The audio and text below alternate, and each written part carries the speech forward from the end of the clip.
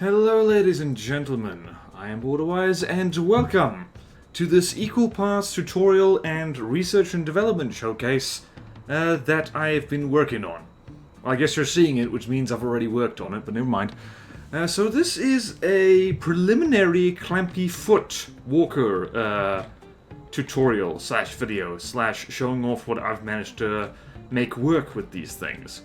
And so cheers to Lathrix, aka Lathland, for inspiring me to redouble my efforts to learn these things, because he made not only a functional walker, but a jolly good-looking one in one of his most recent videos. So if you haven't seen that, well, you've probably seen that before this, but if you haven't seen it yet, go treat yourself. It's a joy to watch. Okay, so, a few disclaimers before we start. Firstly, you'll notice that there is an absolute forest of ACBs on top of both these walkers. ACBs was how I managed to get these particular walkers up and, well, walking, and I fully acknowledge this is probably not the best method overall. If you know how to use the breadboard, or Lua, or something like that, Lua coding, that almost certainly is a more effective and efficient method for getting your walkers to move their little foots about. I cannot Lua at all, and I tried to make a breadboard version, a la Lathrix, but I didn't have much luck, and probably need to do more science before I get that down right. I watched the same video as everybody else, and I couldn't quite manage it yet, so yeah, so I've found an ACB workaround, which works almost just as well. And should also mention as well, apologies for the legs cocked in the air. That is a side effect to this method that I don't mind, you might mind, and that's okay. That's why other options exist. So let's get down to it, starting with this quad-looking griffin, dinosaur, chicken dragon-looking thing. More on why it looks like that in a moment. So we've got 12 ACBs here, which is the linchpin of the entire operation, color-coded for convenience.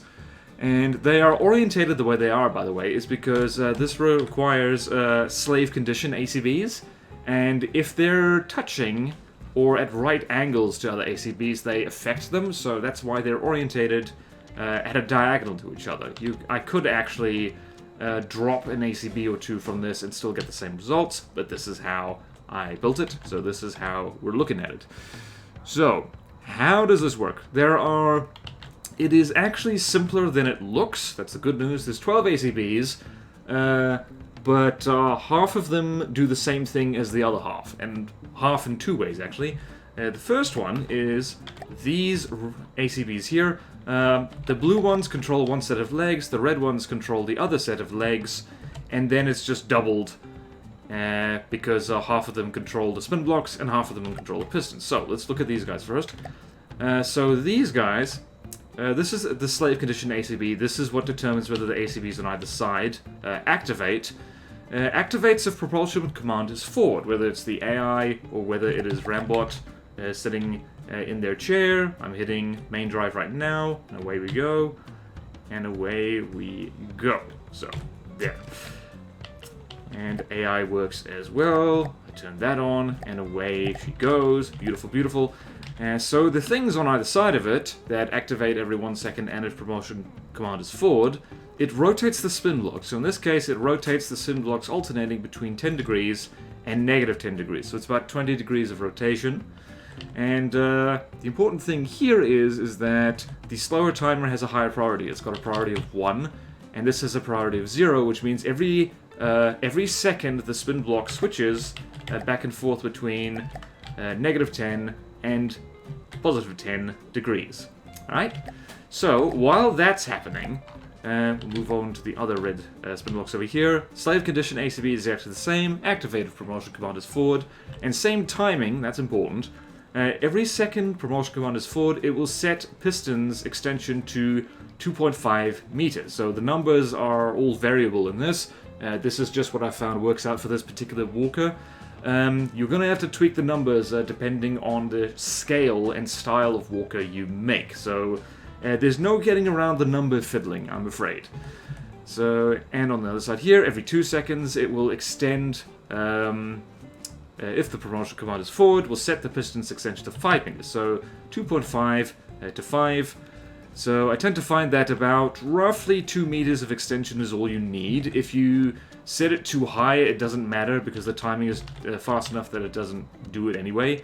And if you set it too low, it doesn't pull the foot off the ground because the foot needs to come off the ground in order for the foot to unclamp. That's kind of important.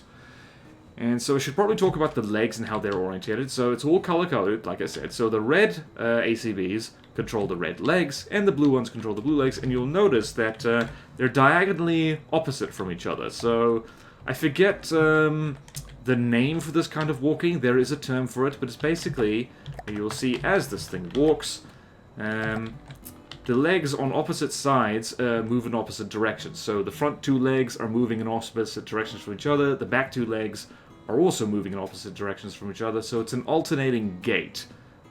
Actually, I think that might be the term. Or not, I don't remember. But in any case, in order to get these ACBs controlling the right ones, I have used the block naming mechanic. So we'll go over here. You'll see right here in the ACB, over here to target an action, the effect range is set to maximum, and the search pattern is set to leg 1. And that is because these spin blocks here, I'm just going to hit Shift N, are named leg 1. And over here, the piston is also named leg 1, or more specifically, piston leg 1. There's no particular reason to leave piston in there, but that's it. So you see over here, for the ACBs controlling the pistons, target and action, it is controlling leg 1 as well. And it is the opposite for that. For these blue ones up here, target and action, they're controlling leg 2. And, an important thing to note, the reason there's 2 sets of these is so that they alternate. So you'll go here, so these are the same, kind of. These 3 here are controlling the spin blocks, these 3 here are controlling the spin blocks, but these are reversed. So down here, every 1 second will rotate spin blocks to 10 degrees. Every 2 seconds will rotate spin blocks to negative 10 degrees. Over here, every 1 second will rotate spin blocks to negative 10. So the values of rotation have been swapped. And same over here, every 2 seconds, negative 10. Over here, every 2 seconds, positive 10. And it's the same thing for the pistons. Every 1 second, 2.5 meters. Every 1 second, 5 meters.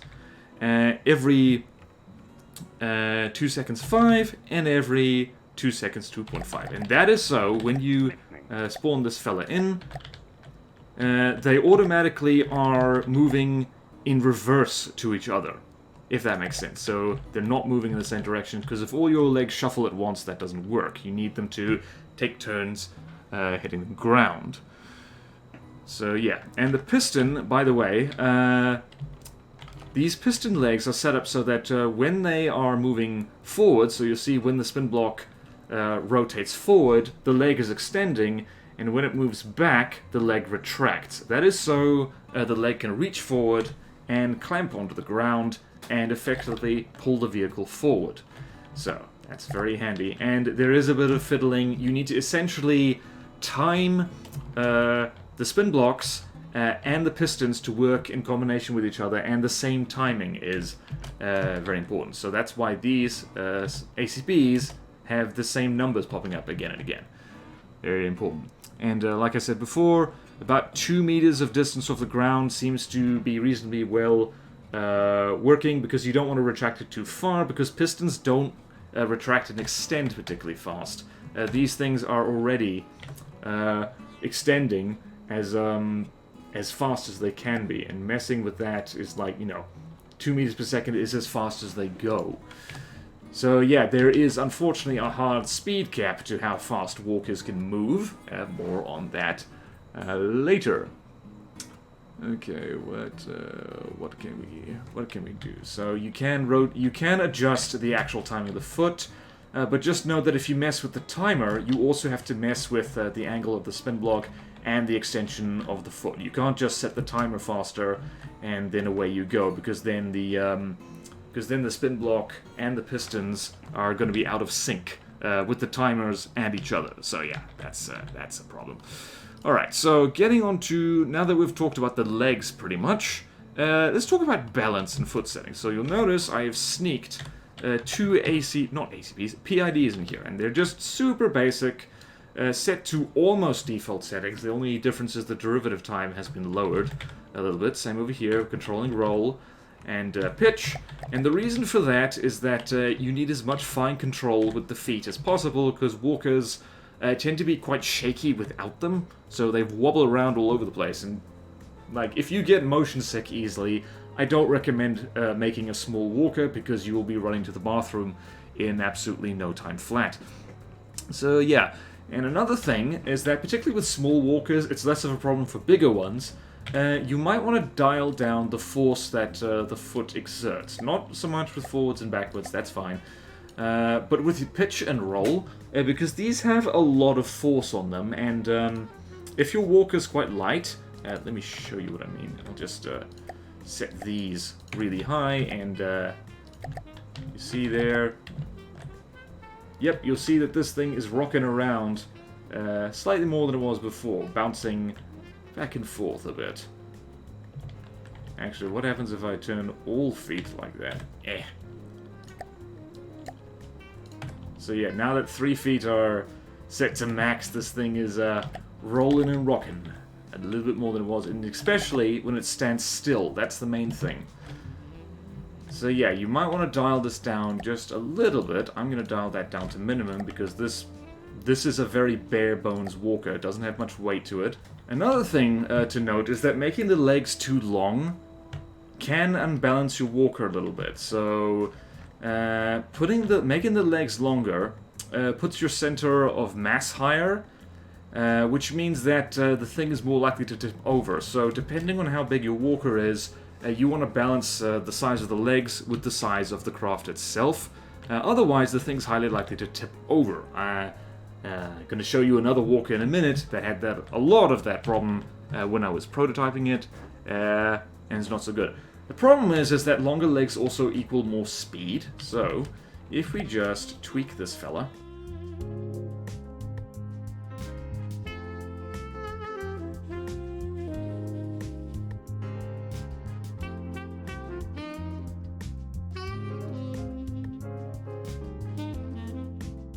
so you see, this thing is now horribly unbalanced, because the force that the feet are exerting are a long way from the center of mass, and thus the center of balance. It is going, but yeah, it is tipping over something fierce, just because of the wacky magical thing called leverage. So you don't want to make your legs too long if you don't want to use any other forms of correcting the thing's balance. But yeah, longer legs are best avoided. And so you'll notice that this thing is a quadruped. Walkers with 4 or more legs tend to keep their own balance pretty well. Bipeds need some help. So you see, this guy has some daddy blades helping him. He's also doing a very shaky time. Can you stop that, please?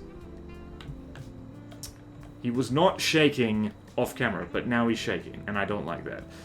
But yeah, since these guys, as they walk, exactly the same ACB and leg setup, by the way, since they, by necessity, have to put one leg in the air at a time, they've got problems with balance. It's why human beings are one of the worst designed animals on the planet, is because we walk on 2 legs, when honestly we should have stayed on all fours and like grown tentacles out of our face or something and would use his hands. But yeah, so these guys are naturally more unstable. They might need some extra help. 4 legs tends to keep its balance just fine if you set up the feet and PIDs right. And the bigger your walker gets, having redundant legs might actually be a good idea. We're not making insects here. These things are big and heavy, but having maybe 6, maybe 8 legs or something like that, probably a good idea. I don't think an odd number of legs will work very well. And it also helps to put weight on or near the feet, just to lower the center of mass a bit. You'll see the center of mass up here is really damn high. That's why this thing keeps tipping over, because the feet are acting as propulsion. They're all the way down here. But lowering the center of mass somehow can help if you are sticking to the principles of long-legged stuff. So I'm going to blow you up quickly, because I don't want to muck around with your legs again. There we go. So, how do you prevent these things from falling over? So, I mentioned earlier that I would be talking about the head, well, you've probably noticed the head, the tail, and the kind of wings on this thing. It can just be as simple as that. You just add structural blocks to the front and back that are roughly the same length as the legs, and it just makes it harder for the thing to fall completely over. You can even get cute, you could stick pistons on the sides or on the front so that if it detects too much pitch or roll, and ACB activates and extends. Haven't tried that yet, but it's a jolly good idea. Or you can just stick a chicken head on it. It catches itself on its face, and it doesn't fall over completely. Same thing with the roll. Let's go over here. And if we get it moving, it can correct itself with just its legs. You go over there, please. Start walking. There we go. Lovely. And the same thing for roll, that's what these wings are for.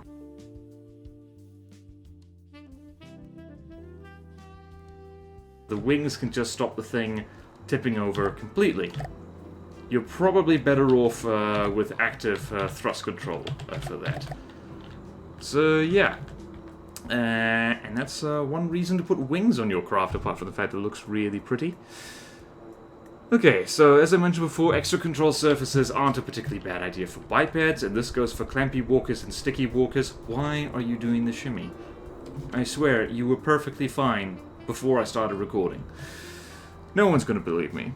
So, I should mention as well that sticking long pieces of stuff on your walkers out in front and back arguably worsens its ability to clear terrain, because you can imagine if there's a steep hill in front of it, it's going to hit its face on it. These things have lousy all-terrain ability anyway, because they take little steps out of necessity. So yeah, that's not a big issue as far as I'm concerned. And since one of the main advantages of this clampy foot is that you don't need engines or any form of power at all to get the thing moving, especially for light walkers, unpowered daddy blades or spin blocks can help you maintain that requirement of just the thing, you know, doesn't need any power to function, which is quite handy. And also, while we're talking about controlling this, if I hit the E menu, you'll notice that these things are designated as air vehicles. There's good reason for that, because if you do what the logical thing is to do, and designate it as a land vehicle, when you pull it in and out of play, it spawns with its legs stuck at the ground, and that's absolutely no good to anyone, so I find that it's just safer to do this, and then when you pull it out of play, it spawns in at the correct height, which is super handy. Okay then, and I guarantee you, at least some of you have been wondering, so in terms of practicality, in terms of beating the campaign, or like making cool faction vehicles, or maybe entering in a tournament of land vehicles or something like that, how practical are these things? How practical are clampy foot walkers? And the sad answer to that is they're not practical at all. Sorry to say. Even sticky foot thruster walkers, which, in case anyone is wondering, I have something like that. Let's show you. Where is it? There it is. So something like this, which is something I made ages ago for an Ashes of the Empire playthrough. Even these things. This is a sticky foot walker, except it's actually a thrustercraft in disguise that goes a lot faster than these guys, but it's technically not a walker. You'll see once I shrink all the blocks. I made a whole... I should link to the old tutorial about this. This thing uses thrusters. It, in fact, uses thrusters quite a bit. Where are we? Oh, that's the front. Damn you, BorderWise. Your craft are symmetrical in all the wrong ways. So this thing is just a kind of a thrustercraft that skates around on its legs. And, yeah, so it's not technically a real walker, if you're being really pedantic about things. These guys are... but that thing is a lot faster and more practical than these guys, even though it doesn't get as many style points, I'm sorry to say. Okay, but we should probably get into the specifics of what's good about these guys and what's bad. Okay, first pro, as I mentioned before, is that these guys don't have any engine power at all, because they don't need it. They can move just fine, they can even orientate themselves just fine. zilch engine power. They don't even need... well, they need nothing. They can just move. Once you've figured out how to get them moving, they just move on their own. It's great. It means that these things can be really cheap, because a large part of the cost of a craft tends to be in its power supply, and, you know, it burns materials and all that stuff, so that all costs, that is, you know, something we all have to live with, but it costs. These things don't cost. They're really cheap to build, and they run for free, basically, unless you have them shooting at things, in which case they, you know, they use ammo. And they also turn incredibly well, so you'll see this thing turns on a dime. It turns, like, just on the spot, basically. Which means potentially they're really good for vehicle types that need to stay pointed at the target. Like, you could set the broadside angle to 0, and just have them slowly stomp towards a target, firing their guns all the way, for instance. The problem with these guys is that all their advantages are immediately offset by the disadvantages of them. Bear in mind that these things are still being worked on, and who knows, they could get super practical in the future. Who even knows? But a lot of their problems actually mimic the problems with real-life walkers, as it turns out. There's a reason why walking tanks aren't really a thing yet, and probably never will be. It's because tracks are just generally better. They're complicated, you've probably noticed that by now, and this is the simpler version, arguably. Like, if you want to use the breadboard, you have to know how to use the breadboard, and if you want to use Lua to do this, yeah, you need to know how to do Lua coding, which I'm going to go out on a limb and say most people don't know how to do. Don't quote me on that, I haven't looked at the statistics. But yeah, they're complicated. Wheels are really simple. And thrusters are also really simple, just everything else is simple in comparison to this, and less time-consuming to make. They're also desperately slow, so these are about as fast as I can make these legs. I've tried to make them stride a little bit faster, or take longer strides as it happens, and you can't really get much faster than this. I have found. I'm willing to be proven wrong. In fact, I'll be happy to be proven wrong on that. But yeah, so these things, 4 meters per second. This guy has a slightly higher average speed because I was taking speed readings while he was falling out of the air. Actually, let's get everybody walking in the same direction. That'll be fun. Everyone go over there. Yay! I'm distracting myself. Okay, so the fact that they're so slow basically cancels out all advantages of them moving around for free, because there's not much... Once you do the math of playing a campaign, for instance, like, there's not much point in free movement if it's this slow. Like, custom jets, you can use, for instance, you can make ridiculously fast craft, and they can be reasonably material efficient if the jet is small and the craft is small. So there's really not much of an advantage there. And also, this really doesn't play well with extra propulsion, as you've already seen, because if you mount jets or anything on the main body of this, it's automatically above the center of mass, which makes it tip forward. And if you put something on the feet, it's below and the thing takes off into the sky, and good luck. And mounting stuff like exactly on the center of mass and center of drag means you've essentially got a jet belly hanging down below the craft, which is like, you might as well just build a jet at that point. So yeah, there's, as I mentioned before, there is a limit to how fast pistons can extend and retract, which is a problem because that limits how quickly the spin blocks can rotate back and forth, because they need to be in sync in order to take a proper stride. And their great turning is counteracted by the problem of making the thing move in reverse. I fully confess I have not figured out how to do that yet. It is entirely possible to do that, I believe. In this particular case, it means slotting extra ACBs in here that activate these spin blocks and pistons when the propulsion command is also backward, not just forward. But yeah, that is a giant pain in the dick. So the method that I mentioned earlier, which is just setting their broadside angle to 0 and have them very slowly stomp towards the enemy, might work better for these guys. But yeah, they're not super practical, but they are tremendous amounts of fun. Just to make, really. I had a great time making these things. And to fight with. So, I'm going to show you... I didn't actually show off... Oh, I'm going to show you two things first. Just to finish off. Where are you? Tutorial craft, Clampy feet walkers. First off... Not you. Whoops. Wrong one. I'm getting my chickens confused. This guy. So immediately I've made a funky chicken. So, I could hide the ACBs on that and then it'll be a real funky chicken. So for aesthetic builders, these things are fantastic.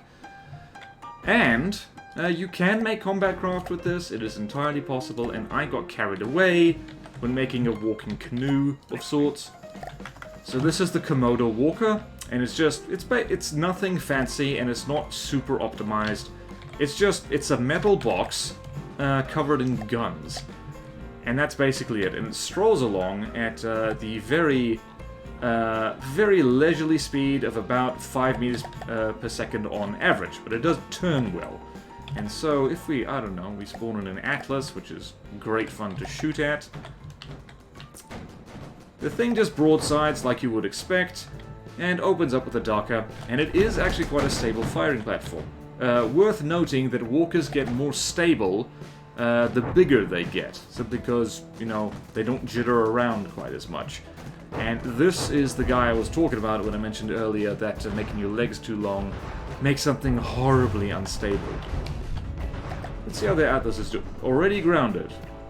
That's not because this thing's a walker, it's just because it's covered with octo guns, which is like Octomom but more dangerous. So yeah, that's basically it for this simple-ish Clampy foot walker tutorial. These things are great fun to make, and as I've just demonstrated, you can make them without needing to know the breadboard or lure, although if you do, all the more power to you. Make all the walkers you can, and show off because you deserve it. So anyway, that's basically it. Thank you all so much for watching. Please like, comment, subscribe. If you want to see more videos like this, support me on Patreon, or YouTube membership if you like. It really helps, and there's fun perks in it for you.